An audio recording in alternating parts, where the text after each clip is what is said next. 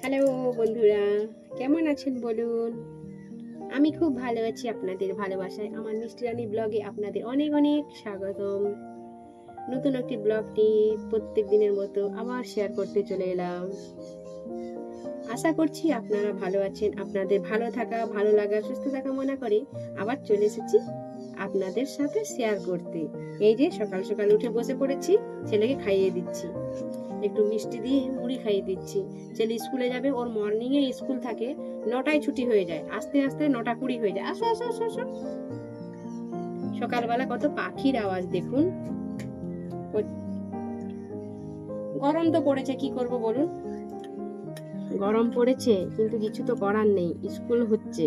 ওদের স্কুল খুব একটা সেরকম ছুটি পড়ে না। দিয়েছিল ওই জামাই ষষ্ঠীর সময় 7 দিন দিয়েছিল, তারপরে আর দেয়নি, আর দেবেই না। কারণ এবার তো বর্ষাকাল চলে আসবে, তো গরম থাকলে কি হবে, সকালেই তো 6টা 10-এ বেরিয়ে যাবে স্কুলে, 9টার সময় চলে আসবে। কিছু তো করার নেই, সবাই তো আমরা এই গরমের জন্য খুব কষ্ট পাচ্ছি বলুন।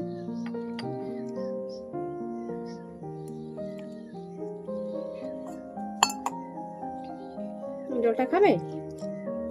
জলটা খাবে না? চলুন সাথে থাকুন, পুরোটা দেখতে থাকুন, স্কিপ করবেন না। প্রচুর রোদ আর গরম, সেই জন্য ছেলেকে স্কুলে দিয়ে এসে একটু পাখা ছেড়ে বিশ্রাম নিচ্ছি। এত রোদ গরম, তার মধ্যে বাড়ির সমস্ত কিছু কাজকর্ম করতে করতে একদম আমি হিমশিম খেয়ে যাই, পুরো ঘেমে যাই। গরমটা কি কম? অনেক রোদ গরম।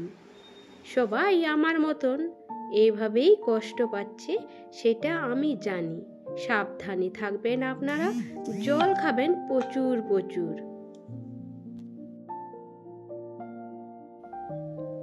এই যে বেসিনটা রয়েছে, এই বেসিনটা থেকে হঠাৎ করে জাম হয়ে গেছে, মনে হয় খুব খুব নোংরা জমে গেছে, সেই জন্য সাইড দিয়ে জল বেরোচ্ছে। ওখানে যতই আমি পরিষ্কার করি, মুছি, ততই জল বেরোয়।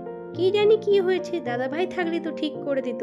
আমি অনেক চেষ্টা করেছি জানেন, পারলাম না, শুধু মুছতেই আছি, শুধু জল বেরিয়ে যাচ্ছে। ওই পাইপটা বোধহয় একটু নোংরা জমে গেছে, তো অনেকটাই বের করেছি, বাট সেরকম একটা হলো না বোধহয়, সেই জন্য ওখানে মুছে দিচ্ছি এবং রান্নাঘরটাও মুছা হয়ে গেল আমার। ভাবলাম চান করতে যাব, কিন্তু দেখুন কাজের উপর কাজ, কাজের উপর কাজ। উফ, কি জ্বালা। ছেলেকে স্কুলে দিয়ে আসার পর কোথায় ভাবলাম একটু রেস্ট নেব। ও বাবা, কি করে রেস্ট নেব? এই যে গাছে কয়েকদিন ধরে পেয়ারা পেকে আছে, সে পেয়ারাগুলো তো পাড়তে হবে। আমি না খাই তো কাউকে না কাউকে দিয়ে দিলে সবাই তো খাবে। এইভাবে প্রতি বছর আমার এই বাড়ির সামনের গাছটাতে সাদা হয়ে পেয়ারা থাকে, আর একটা একটা করে পড়ে আর পাখিগুলো খায়। আমি তো খাই না, মাঝে মাঝে খাই, যেন মনে হয় ইচ্ছে লাগে না কি পেয়ারা খাবো। অ্যাকচুয়ালি যাদের বাড়িতে ফল থাকে, সত্যি সেই ফল খাওয়ার প্রতি কোনো ইচ্ছা থাকে না। যেটা থাকবে না বাড়িতে, মনে হয় ওই ফলগুলো খাই। আমার যদি থাকতো ওই গাছটা, আমি তাহলে খেতাম, এটাই কিন্তু সবার হয়। কি জানি, আমার তো এটা মনে হয়, যেটা থাকবে সেটার প্রতি কোনো নজর যাবে না, খাওয়ার ইচ্ছা থাকে না। যেটা থাকবে না, মনে হয় যদি আমাকে একটু দিত তাহলে আমি খেতাম। এই দেখুন, ওই দিকে তো আপনারা সবাই জানেন সাদা রঙের জামরুল হয়েছিল, বাট একটাও তো খেতে পারি না। পিছনের দিকে আর একটা গাছ রয়েছে লাল কালারের জামরুল, সেটা তো ওইভাবেই পোকা লেগে যাচ্ছে জানেন, প্রচুর প্রচুর মিষ্টি। কয়েকটা হয়েছে, সেগুলো আমি জালতি দিয়ে, ওই জাল দিয়ে মানে জাল বালি মশারি দিয়ে আমি একটু ঘেরে দিচ্ছি, যাতে পাখি না আর খায়। অনেকগুলো হয়েছিল, জামাই ষষ্ঠীতে বাবার বাড়ি নিয়ে গেছিলাম এবং বাড়িতেও অনেক খেয়েছি, বাট এসে দেখি অনেক জামরুল নষ্ট হয়ে গেছে। ছেলে তো স্কুলে চলে গেছে, সকাল সকাল সাইকেলটা এইভাবে ফেলে দিয়ে চলে গেছে। রোদ্রু লেগে যাচ্ছে, কোথায় নষ্ট হয়ে যাবে টেয়ারগুলো, সেই জন্য আমি একটু সরিয়ে দিচ্ছি। কত রৌদ্র দেখুন, সকাল 7টা বাজে। এখনই এত যদি রৌদ্র হয় তাহলে সারাদিন কত গরম যাবে বলুন। সন্ধে 6টা পর্যন্ত রোদ থাকে জানেন। এই যে ওর তো সারা হয়ে গেল। তারপরে ভিতরে এলাম, পুরো ঘেমে গেছি একদম। বাড়ি ঝাঁটিয়ে নিচ্ছি। আজকে আর মোছা নেই, আজকে বাড়ি ঝাঁটানো রয়েছে।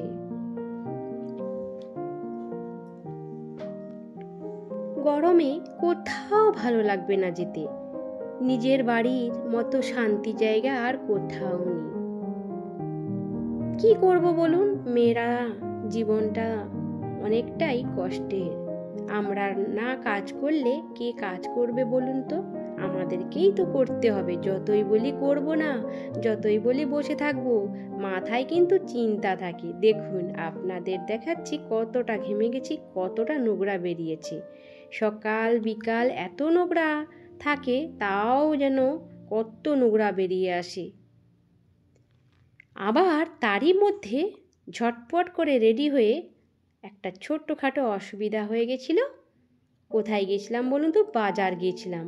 ওই ঝাঁটানো অবস্থায় ঝাঁটাটা রেখে দিয়ে ঝাঁটিয়েছিলাম।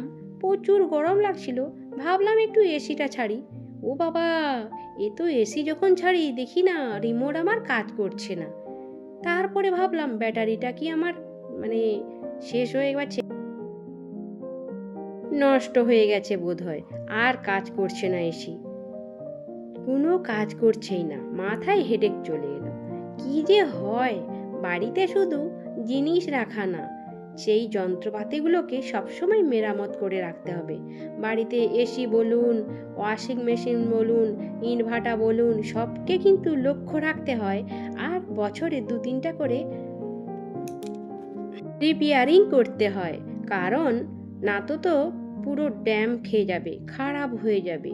এই দেখুন আমি চেষ্টা করছি যদি কাজ করে। সঙ্গে সঙ্গে তাড়াহুড়ো করে বাজার গিয়েছি। জানেন তো আমার বাড়িতে দাদা ভাই থাকে না। বাড়িতে যদি কোথাও কিছু হয় আমার কিন্তু খুব কষ্ট হয়। মনে হয় এই কি হয়ে গেল, এও কি হয়ে গেল, এরকম শুধু মনে হয়।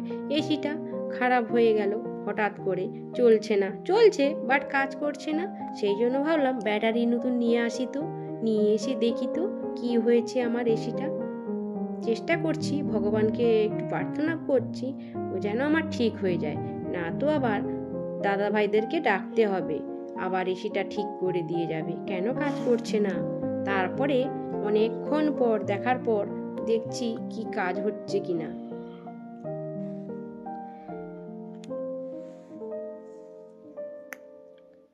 আপনি যতই চেষ্টা করেন যে তাড়াতাড়ি কাজগুলো গুছিয়ে নেবেন, আপনাকে পিছু ছাড়বে না, আপনার কাজগুলো পিছু কখনোই ছাড়বে না। কোনো না কোনো আপনার ছোটোখাটো সমস্যা এসে পৌঁছে যায়। পুরোটাই দেখবেন আপনারা। যদি কোথাও ভালো লেগে থাকে একটু লাইক কমেন্ট শেয়ার করে দিবেন। পাশে থাকা বেল আইকন